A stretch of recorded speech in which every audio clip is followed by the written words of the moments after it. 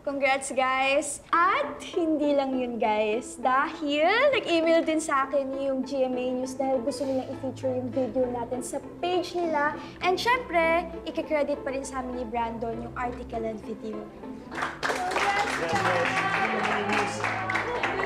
Hana, Brandon, congratulations! Salamat po, ma'am! Suke! Suke! Aling Feli! Oh, Suke! Heto na yung order mong 1 kilong atay. Ay, eto po. Hilig mo talaga sa atay, be. Ano pang ulam natin ngayon? Minudo o apritada? O baka naman liver steak?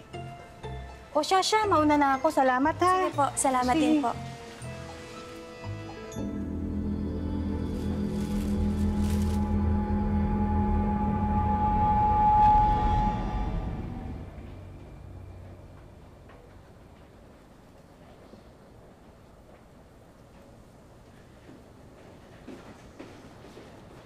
Sipag naman ang apo ko, ah. Thank you po, Lola.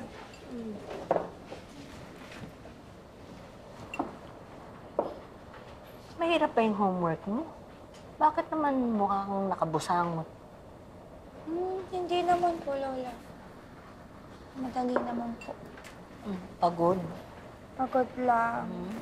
Hindi naman nung pagsimangot niya ng mukhang pagod eh, o parang may something. Wala po, Lola. Medyo mahirap lang po itong mga pinag-aaralan namin. Huwag ka nang mahiya sa akin. Naging estudyante din naman ako, naging teenager. Baka matulungan pa kita.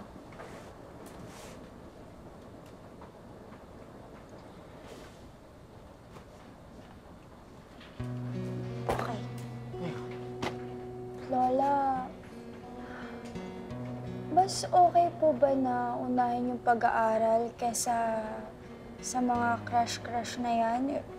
Kasi, alam mo, Lola, yung crush ko na to, matagal ko na siyang inaantay na pansinin niya ako. Tapos, ngayon, nung napansin niya na ako, nung inaya niya na ako for merienda date, ako naman tong busy.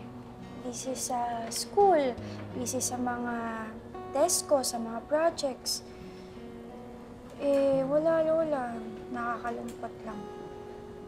Naku, hindi na yan tinatanong, apo. Kung akong estudyante kagaya mo, uunahin ko yung pag-aaral. Abay, naghihirap yung mga magulang mong magtrabaho sa abroad para mapigyan ka ng magandang kinabukasan. At saka hindi ba may scholarship ka, o?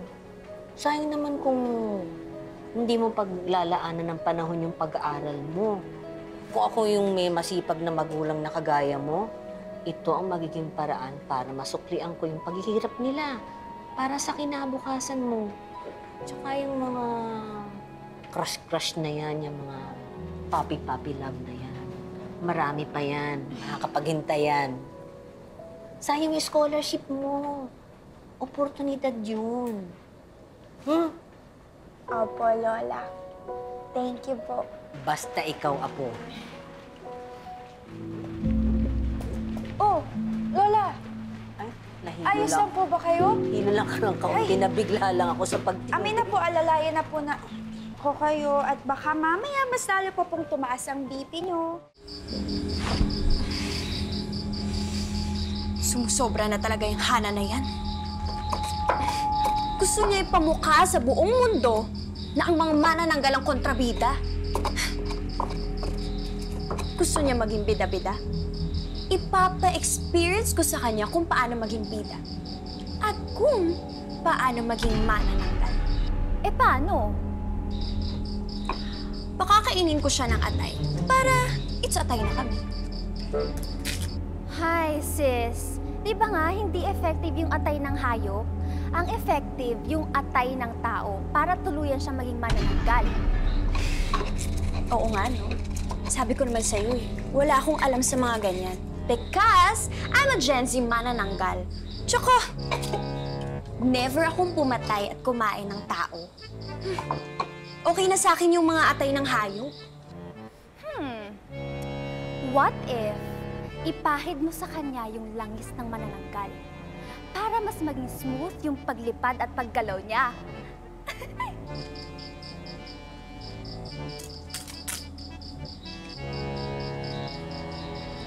Buti na lang, may pinamana sa aking bote ng langis sa mga ninuno ko. I know, right?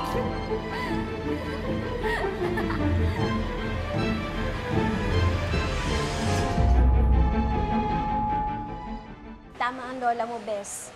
Kasi sa totoo lang, sobrang bright ng future mo. Imagine, Dean's Lister ka na, tapos malaki ang chance na matanggap ka sa mga prestigious companies after graduation. Salamat, Des, ha? Alam mo, feeling ko stress lang talaga ako eh, kaya nag-iisip ako ng kung ano-ano. Alam mo, stress lang yan. Wala din yan. Oh. Uy, alam mo, tambay tayo sa bahay minsan. Tara! Sige. At meron akong ipapatry sa'yo. Nakaka-relax yun.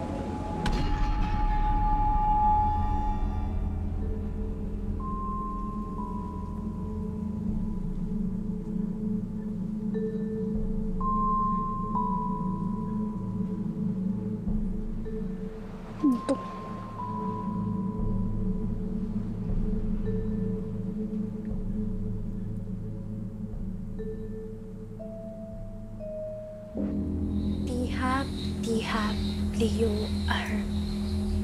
Tihap, tihap, liu-ar.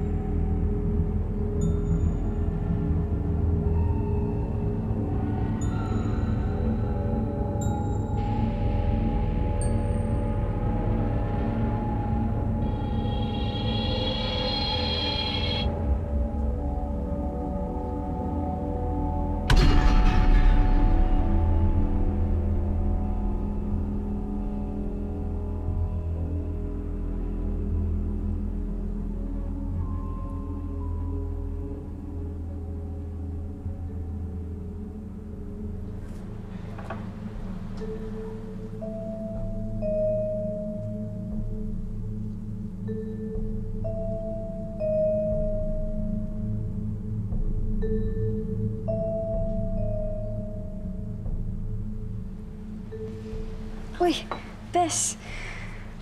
Ang galing, no? Ang cute naman ng mga pang-witchcraft mo. Hobby lang, pero di pa ako expert. Pero kahit na, tignan mo, ngayon lang ata ako nakakita ng mga ganito eh. Ang Pero, cool. nakakagawa ko ng remedies sa mga sakit sa ulo, muscle tension, sa stress. Talaga? Bes, baka naman pwedeng pahingi, please. Oo, sige, sure. Eh kasi 'di ba alam mo naman, sunod-sunod na yung mga projects natin, yung mga test natin. So, medyo kailangan ko ng mga pang-parelax. Gusto mo magpahit tayo bago tayo magmerienda?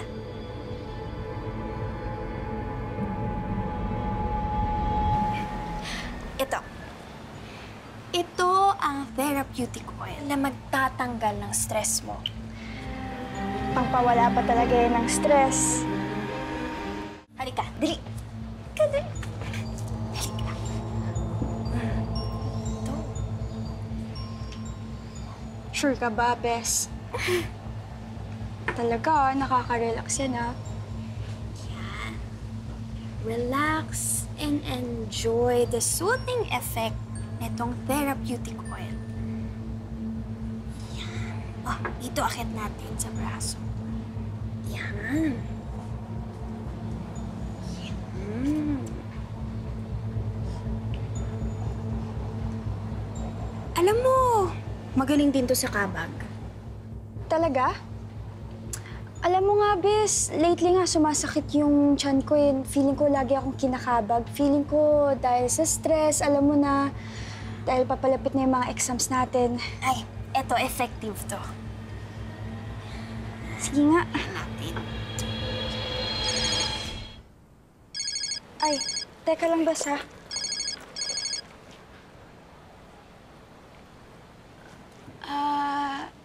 Hello po? Po! Na-hospital po si Lola? Sige po, sige po. Bes, aalis na muna ako Na-hospital kasi si Lola eh. Thank you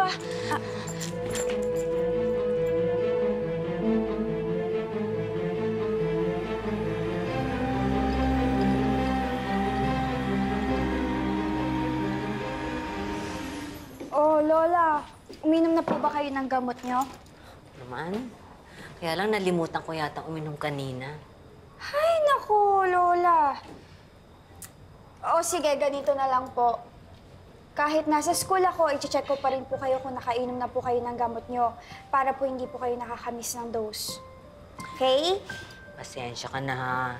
Naabala pa kita. Nakadagdag pa ako ng problema mo sa school. Siyempre po, Lola ko po kayo at love na love ko po kayo. Kaya, mas mahalaga po sa akin yung health nyo tsaka yung happiness nyo.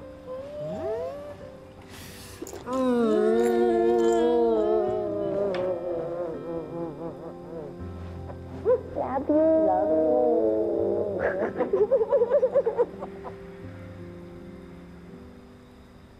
Buti na-discharge na ang lola mo. Alam mo, Bes, buti na nga lang talaga eh. Pero kailangan ko pa rin talagang i-double check kung hindi niya nami-miss yung dose niya. Alam mo, Bes, sana no magkaroon ako yung me time, yung sarili ko lang, tapos relax lang ako. Kasi sobrang dami-daming nangyayari sa buhay ko, sobra ako nai-stress. Kahit isang araw lang na ganun. Ay, tamang-tama, Bes. Dala ko yung therapeutic at stress-relieving oil. Teka lang, kukunin ko Oh, eto Ayan. Ikaw na lang mag-apply niyan tonight. So, konting pahid sa noo, braso, balikat, sa batok, at sa tiyan para feel mo yung calming effect. Bes, mukhang okay ito Parang makakatulog ako ng mahimbing neto mamaya. Yan. Ipahid mo hanggat gusto mo. Thank you.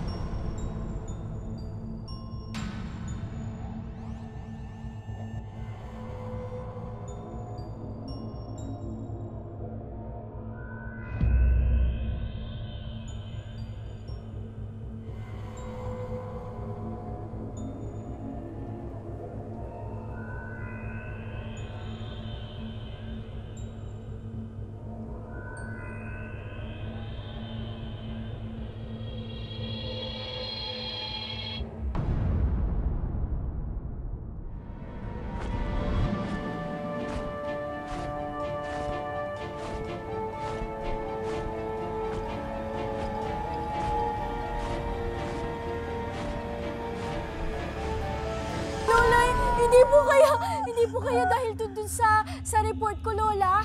Di ba po kapag pinag-usapan daw po yung mga ganun, gaganti daw po sila? Hindi ko talaga alam. Deserve niya mag-suffer sa pagiging judgmental at taklesa niya. Good luck na lang sa kanya. Sa albularyo tayo magpapatingin, ha? Aha! Tama nga nadali ng elemento si Hana. At isa itong manananggal. Lalagyan mo lang dito. Uy, Brandon! Ay, wait lang. Hana, Asan si Libby? absent daw eh. Bakit? Wala naman. Nagtataka lang ako kasi wala siya. Ako bang hinahanap mo? Hati rin ang katawan ko, just like you. Kaya, don't worry. Hindi ka nag-iisa. So, ikaw nga yung may gawa sa akin nito?